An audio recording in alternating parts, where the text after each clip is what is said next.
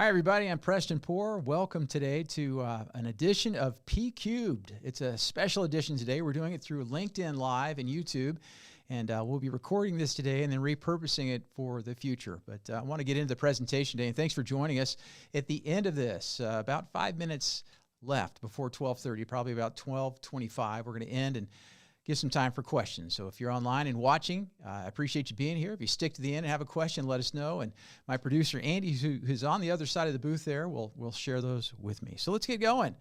Hey, let's talk about this. Lead now, rise later. Lead now, rise later. Hey, there's a story about John F. Kennedy when he went to NASA, and he was walking the hallways, and he ran into a janitor. And he asked the janitor what he was doing. And that janitor simply said, "Mr. President, I'm helping to put a man on the moon." Now, that's kind of interesting, isn't it? The janitor wasn't necessarily building rockets. He wasn't calculating a trajectory. No, but he got it. He said he wasn't just mopping a floor. He was helping with the mission. And that's huge. And I've seen two people within my career, a couple types. Those who wait for a title before they start leading. And then there are those who step up. Even if their nameplate still says intern, they still step up. And early in my career, I could have stuck to my job description, kept my head down, and really waited for the next opportunity or moment. But instead, I started solving problems, supporting my team, and thinking beyond my role. The result? Well, when leadership opportunities came up, I was ready for them. They found me. So you've got a choice. Wait for the title and own the mission, because those who rise later are the ones who lead now. So lead now, rise later is the thought today. Hey, here's the idea I want to share with you real quick here, is that you don't have to be a CEO to be a leader. You don't have to wait on the position at all. It's not about the position. I didn't wake up one day as an executive, a coach, or an author. It wasn't really a single moment. It was a series of daily choices that I made. And early in my career, well, I wasn't in charge, but I still had influence and built that influence. Whether I was at Ralston Purina or the Hershey Company or Coca-Cola, every step was about leading from where I was and not waiting for permission. I learned that leadership isn't something you grow into, but it's something that you practice now. So here's your challenge today. There's 4 things I'm going to walk you through today just to help you think through those. And this challenge is this, knowing this. Number 1, your career will take longer than you think. Number 2, it's going to be harder than you expect. Number 3, it'll look different than you imagine. And number 4, it'll move faster than you anticipate. But here's what I know. If you start leading today, you'll be ready for whatever comes next. So don't wait. Lead now, rise later. Before we get going into those 4 themes I just shared with you, I want to talk a little bit and dispel this myth around overnight success. The idea of overnight success is one of the biggest myths in business, leadership, and in life. We love to think the idea that somebody has gone from unstoppable, or actually unknown to unstoppable, one lucky break, one viral moment, one big opportunity, but that's rarely ever the case. Overnight success is just the moment when the world finally notices what people see. Now, what people probably might see is this. They might see the best-selling book launch. They might see a billion-dollar startup. They might see a Grammy-winning artist, or even that breakthrough role in a blockbuster movie. But what they didn't see was the 50 rejections that somebody had by publishers, the entrepreneur working those late nights and weekends for years, the musician playing in empty bars and for a decade or so, or maybe the actor that's juggling side jobs while facing endless auditions and rejections. Even the most overnight successes stories have years of groundwork, failure, and perseverance behind them. And think about this in the real world. There's a few examples I can point to. Number 1, think about Jeff Bezos. Jeff Bezos, he started his company, Amazon, in 1994 out of his garage. It took over a decade for him to build up and even to make a profit. Or what about Sylvester Stallone? Maybe you've heard of the movie Rocky before, and even the movies Creed that came out following that. I don't know if you know this or not, but it took Rocky 1,500 times. That's 1,500 times before he was actually accepted to have the movie and the script that he wrote produced. It's fantastic. Amazing perseverance. And Oprah Winfrey, which I'm sure a number of you folks know, was fired from her first TV job, and she told that she wasn't going to be successful on TV. Here's the case. Here's the truth. The real formula for success includes time, effort, and perseverance. Why time? Well, time, because there's no shortcut to mastery. Effort, well, that's the consistent, relentless action wins over luck. And then lastly, perseverance. You got to fail, learn, repeat, and improve. It's that simple. Overnight success is a myth, but hard-earned success, well, that lasts. And I want to hit that home with this next slide real quick, and this fact about things that grow overnight.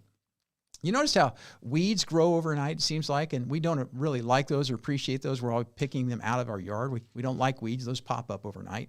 How about mold? Mold grows fast. It's messy. It usually shows something is rotting, if that's the case. Or mushrooms. Mushrooms pop up overnight. They don't have roots. They die out quickly. Some of them are even poisonous. Or how about those crazy spam emails?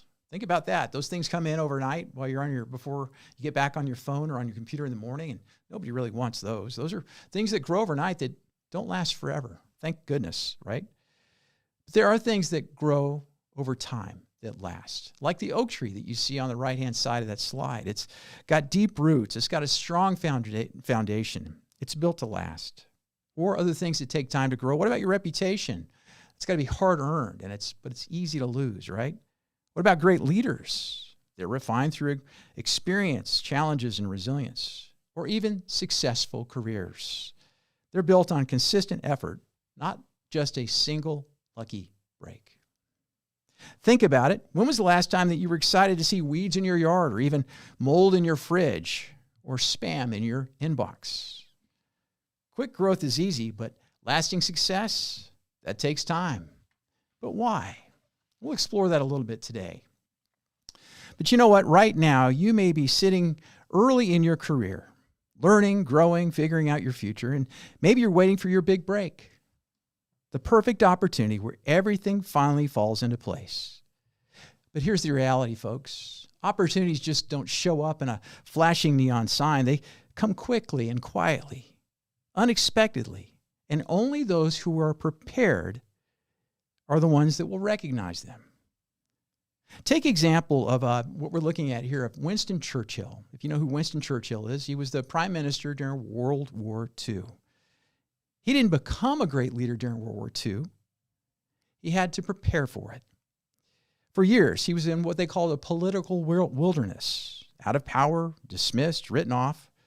But while others saw failure, Churchill was preparing. He studied strategy, military strategy, wrote extensively, built relationships, and he basically worked while he waited.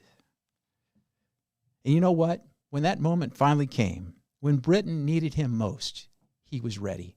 And there's two quotes about his career that always struck me about his preparation and being ready. Number one, he said this: "I felt as if I were walking with destiny, and that all my past life had been but a preparation for this hour and for this moment and this trial." The second quote is this. He said, "To each there comes a time in their life, a special moment, when they are figuratively tapped on the shoulder and offered a chance to do something very, very special. Unique to them and unique to their talents. What a tragedy it is that that moment finds them unprepared or unqualified for that which could have been their finest hour." You know, it's funny about luck. You know how I define luck? It's simply this. It's just preparation meeting opportunity. So right now, you might feel stuck, like the doors aren't opening fast enough. But what if the season right now of waiting is actually a season of preparation? Great leaders aren't made in the moment of action. They're forged in the waiting. So don't ask, when will my moment come? Ask, will I be ready when the moment comes? And I believe your moment's going to come. I really do. The question is, will you have done the work to rise to the occasion? So let's go to those four pillars that we talked about, the four themes I want to touch on today. Number one, your career is going to take longer than you think. There's three examples I'll give real quick here. My family's company, Numerica Corporation, which you see here, is now a part of the Andrel family. But my dad and my brother started the company years ago. And it's amazing because the problem that my dad had to solve, he took 2 years just to define the problem. Not solve it, just to define the problem. It took countless nights and weekends before a breakthrough was even met. And there were 3 eureka moments and years of persistence before Numerica became an industry leader. The success of Numerica today is built on the decades of compounding knowledge, small innovations, and relentless learning. It didn't happen overnight. Next, take a look at J.K. Rowling, and let's talk. I don't know maybe if you know her story or not, but it's pretty cool. I always love to read this. But back in 1990, when she had the idea for Harry Potter and the Sorcerer's Stone and the whole series that she was working on, she figured that out and she thought about it while she was delayed on a train from Manchester to London. And over those next 7 years, she worked on it, but she encountered all kinds of personal struggles. Her mother passed away from multiple sclerosis, and then she actually got married while she moved to Portugal and then divorced. She moved back to Edinburgh and then was a single mom there and had a hard time meeting ends meet there. But you know what? The great part of this story is that after spending 5 years writing the first book, she sent the manuscript of Harry Potter and the Sorcerer's Stone to 12 publishers. It got rejected by every single one of them. They all said it was too slow. It was too long. It wouldn't sell because kids' books at the time weren't profitable and they weren't going to put any effort into it. It wouldn't sell. And they told her to get a day job because she wasn't going to make any money selling books. But finally, in 1997, Bloomsbury finally accepted her book. And only after the CEO's daughter, the 8-year-old daughter, read the book and begged her dad to publish it, did they publish it. And they sent Rowling a $2,000 advance, not much, very much at the time. And her editor said, hey, you need to keep your day job that you've got because you're not going to make much money at this. Well, here's the turning point for her. It's interesting. Bloomsbury printed only 500 copies, and 250 of those went to libraries. And then the interesting thing is that it virally caught on. As a matter of fact, so much so that Scholastic in the United States bought the rights to Harry Potter for $100,000. And that helped J.K. Rowling in terms of her financial situation she was in. But man, things took off. And you know, really, the rest of the story. It's the most successful, one of the most successful series ever, one of the most successful authors ever. 600 million copies sold worldwide. She became the first billionaire author, and she's actually given away most of her money. And now the Harry Potter brand is worth $25 billion. It took time. But here's the lesson I want you to take away from that story. You don't wake up one day and have the answer. You work, you refine, you learn, you improve. And over time, the right skills, experiences, and wisdom build up upon each other until one day, you realize you've created something extraordinary. Fantastic story. But you know, it makes me think about my book, Disciple Leader. Not that my book, Disciple Leader, is anywhere close to what J.K. Rowling did, but I went through a similar piece on that. Many people might look at this book and see a finished, successful book, but what they don't see is the 10-year battle to get it published. It's like that iceberg I showed earlier. I encountered worked with 2 literary agents. I had 3 editors. I had over 30 publishing house rejections, countless rewrites, pivots, and obstacles, and 2 different publishers on the book. As a matter of fact, Kriegel is the one that finally ended up publishing the book. But because I kept working, refining, and pushing forward, Disciple Leader became not just a book, but a movement, a resource that's transforming lives. And my lesson in all of that, and the key message I want to share with you, is success isn't about just one big win. It's about relentless consistency. Every rejection, every edit, every setback was compounding for me, making the book better and making me better. You know what? The same applies to you in your career, in your business, and in your calling. You have to commit to the long game. And now, a word from our sponsor.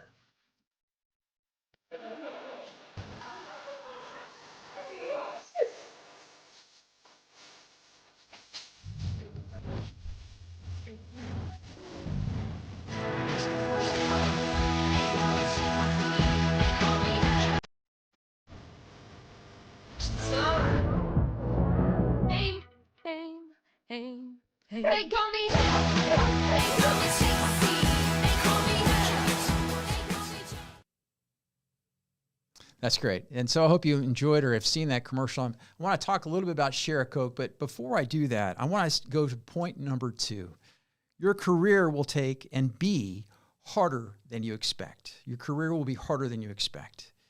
We all love stories of success, but we often skip the hard parts. We assume that if we work hard, everything will just fall into place. But what happens when things fall apart instead? And hear this truth, that no one succeeds without struggle. And sometimes, as my dad always reminded me, the struggle is the best part. Why do I have Share a Coke up there? Why did you watch that commercial? Well, because it was a very public failure that I was involved in. It was.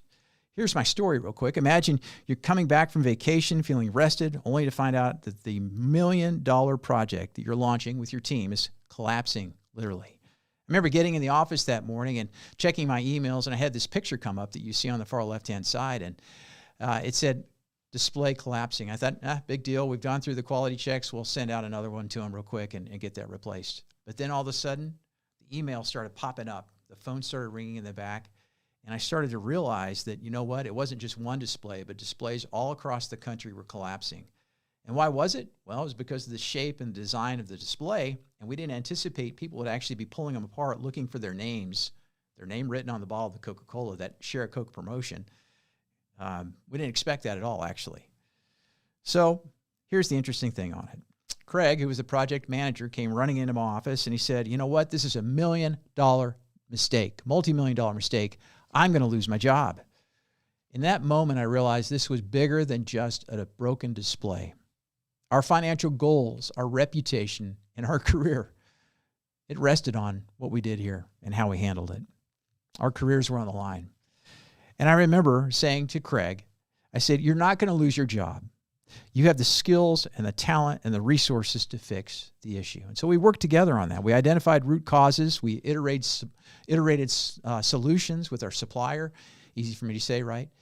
And we worked with them. We came up with this tank display, which we shipped out within probably a week. And so the good news is that we solved the issue. We recovered quickly on it, but we also, along the way, won some awards. And you see on the far right-hand side, the team won some awards for the for the Contour Bottle Award for Share a Coke. But you know what? It wasn't easy. That was a public failure. And it's amazing. I shared this with a bottler of Coca-Cola last year and a group of 50 executives. And I had really gone public about that. I was the one that was, I guess, accountable for it. And you could hear a pin drop. I don't think it was known inside the company exactly what had happened, but it was a very public failure that we as a team had, and I was part of, and I was actually not responsible for, but accountable for. And I take that accountability. But you know what? If you think failure disqualifies you from success, let me introduce you to Abraham Lincoln. Maybe you have heard of Abraham Lincoln, I'm sure. You know, the former president, the president back in the day, he lost his job. He went bankrupt. He lost multiple elections, including 2 Senate races and a vice president bid. He battled depression and even had a mental breakdown. But in 1960, after all those years of failure, he was elected president. You know what? His struggles prepared him for the hardest challenge of his life, leading the nation through the Civil War. And Lincoln failed more than he succeeded, but you know what? He never quit. He never quit, and he achieved the highest office in the land. Your career will be harder than you expect, but success is possible. Resilience isn't about avoiding failure. It's about how you respond to it. Leadership isn't about having a perfect track record. It's about adapting, growing, and leading through the tough moments. Here's a question that you have to think through when you have an encounter failure. Will you either freeze in the fear or will you rise and lead? Well, I guess the closing challenge on this slide is, what will you do when things fall apart? Will you panic and retreat, or will you stand firm, adapt, and push through? The leaders who endure the hard moments are the ones who rise. So we've already mentioned your career will take longer than you think. Your career will be harder than you expect. And number 3, your career will look differently than you imagine. We all love to believe careers are predictable. You think about hard work. You're going to get promoted, climb the ladder. It's all simple. You have it all.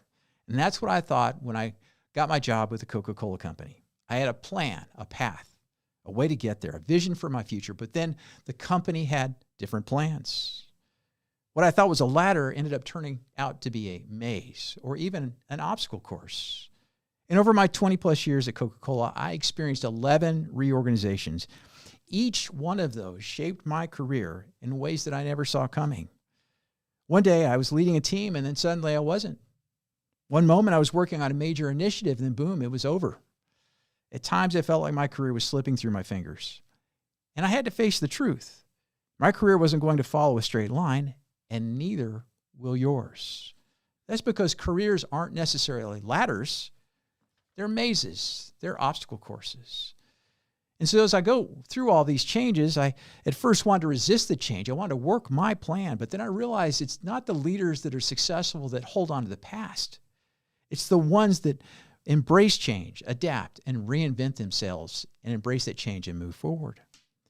So I learned this over time. I really stopped asking myself, why is this happening to me? And I started asking, what is this preparing me for? It's kind of like Winston Churchill, right? He went through all the struggles. Lincoln went through all the struggles. There's something we can certainly learn about. How am I being prepared for the next opportunity? And believe it or not, after 22 years of the Coke Company and all those changes I went through, it helped me where I am today. It prepared me for where I am today. I've leveraged my leadership experience to become a coach and a consultant. I've pivoted from corporate leadership to writing and speaking and training future leaders. And I discovered that my calling wasn't about climbing that ladder, but it was more about leading better. So know this, your career won't be what you expect, but if you embrace change, it might be something even greater. Change isn't a detour. It's part of the path. You'll face unexpected shifts. You'll be thrown into situations you didn't ask for. But if you learn to adapt and lead in those moments, you'll find opportunities that you never imagined. The best leaders aren't the ones who climb the fastest. They're the ones who learn to navigate that maze or the obstacle course. And number four I want to hit on. Your career will move faster than you anticipate. One day your career, you're starting it right now, or maybe you're early in it, full of ambition, full of dreams. You think you have the world by the tail, and you might. But then all of a sudden you blink. And 30 years later, those 30 years have passed. I know, because that happened to me. Literally blinked. But here's the question isn't how much time you have. It's how you use it, how you invest it. I still remember walking across this stage at Colorado State University and even Samford University when I got my 2 different degrees. And I was ready to take on the world. I had a vision about what I wanted to do, where I wanted to go. But you know what? I had plenty of time, I thought, at the time to make it happen. But fast forward to today, and I look back and I realized that those 30 years really did happen overnight. It's interesting. I've led teams, I've built a career, written books, coached executives, but none of it happened all at once. It happened because of how I used my time. So know that life moves fast. The small intentional choices that you make every day determine where you end up. The reality is that you don't have as much time as you might think. You can spend your time waiting for the perfect opportunity, the perfect moment, or you can start to lead now. Success isn't about having more time. It's about being intentional with the time that you have. The most successful people aren't the ones who waited. They're the ones who took action, who led when they didn't feel ready. You can't control time, but you can control how you use it. So here's the challenge. Don't look back from now, 30 years from now, and wish that you had done more. Stop waiting for permission. Stop assuming you have unlimited time. Lead now. Invest yourself now. Build something meaningful now. Because time isn't the thing that's standing between you and success. Your choices are. So I've covered those 4 points for you. I've mentioned that your career will take longer than you think. Your career will be harder than you expect. Your career will look different than you imagined. And your career will move faster than you anticipate. There's a few things I want to hit on before we end today. And this first thing is around the compound effect. And it really reinforces some of the things that I've already mentioned. Early in my career, I thought that success was about that one big breakthrough moment. Some huge opportunity that would change absolutely everything. But what I learned is that success doesn't come from a single moment. It comes from the choices that you make every day. Every decision adds up. And every failure refines you. Hear that? It doesn't define you. It refines you. Hopefully it makes you better. As I just mentioned, at Coca-Cola, I went through 11 reorgs, and each one forced me to do and learn something different around adaptability, around resilience, and around how to be a better communicator. So think about the compound effect. Where you are today is just the starting point. Every skill you build, every challenge you overcome, every failure you learn from, it all compounds. So don't underestimate the small moments. Keep learning, keep growing, because the choices you make today determine the leader you become tomorrow. We've only got a couple minutes left, and there's a couple things I want to hit. Let's go to this next slide real quick. And I want to talk about, I've gotten a question that kind of has burdened me a little bit about why should I lead? And I want to mention about that real quick here. Everything tends to disorder if no one steps in. Teams lose focus, cultures deteriorate, problems pile up. It's kind of like that untended garden with the weeds in it. And leadership is the energy that prevents chaos. What's a workplace like when there's no leadership? Well, decisions don't get made, people disengage, problems persist instead of being solved. And I've seen plenty of workplaces that have all kinds of talent, but no leadership, and it all goes to waste. And know that leadership's not about control, it's about direction, clarity, and momentum. Entropy is always working. And if you don't step up, the drift toward mediocrity and dysfunction will continue. So the real question is, will leadership, it's not this question, I'm sorry. The real question is, will leadership make a difference? It's actually, will you step up and be the difference? That's the question. Let's go to the next slide real quick. I want to touch on this. This is about engagement. Maybe you're familiar with employee engagement. All I wanted to say here, and we'll go through this really quickly, is that leadership makes a big difference. There might be two employees walking into the same company. One might have a strong morale and strong work ethic, and the other one doesn't. What's the difference? It's leadership. And you can make a big, big difference by leaning into that.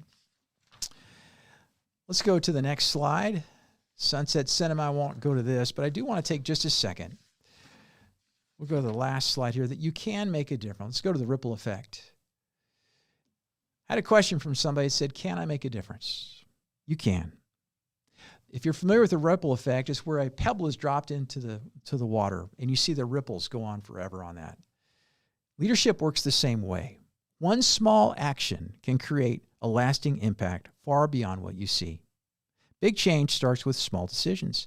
Why do I know? Because history's full of these. Think about it. In 1955, remember Rosa Parks made the courageous move, just one quick move of sitting down on a bus and not moving and not giving up her seat. That one move, while it wasn't grand or loud, it was quiet and an act of courage. Yet it set off a movement. Absolutely incredible. Leadership isn't always about leading thousands of people. Sometimes it's about taking a stand in a single moment. I'm going to skip to this last slide, and then we'll take some questions. We've talked a little bit about leadership. We've talked about purpose. And we didn't make it to impact, but maybe we'll talk about that on another P-Cubed episode. Let's go back to where we started.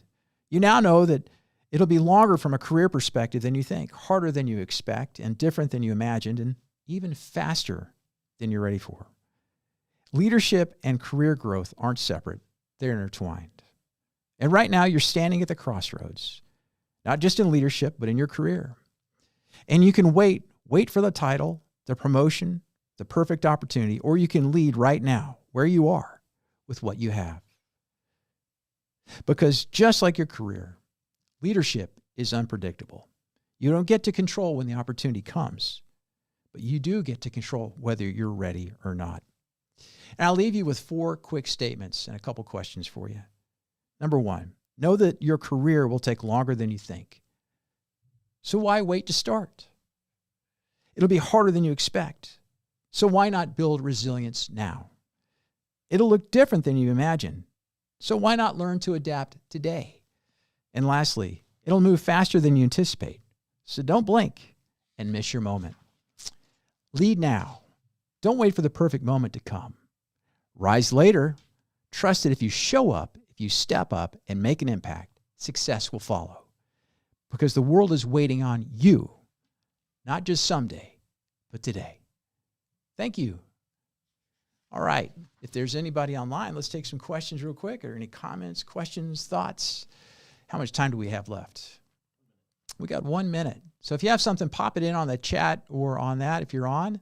Appreciate you being here and part of this today. You can see that if you'd like to, you can listen to more P Cubed and check out my podcast. You can find that on YouTube, Spotify, and also on Apple. You can scan and look at my website there, or a couple of my books as resources to solve a leader, and also 21 Days to Sound Decision Making. Easy for me to say, right? Fun part about this is typically we do the podcast and then record them, and you can edit stuff out. Doing something like live like this has been fun, having notes and going through, and good. So I appreciate the people participating today. Any other thoughts from anybody, Andy? Okay, really good. Hey, we're going to sign off. Thanks, everybody. Take care and talk soon.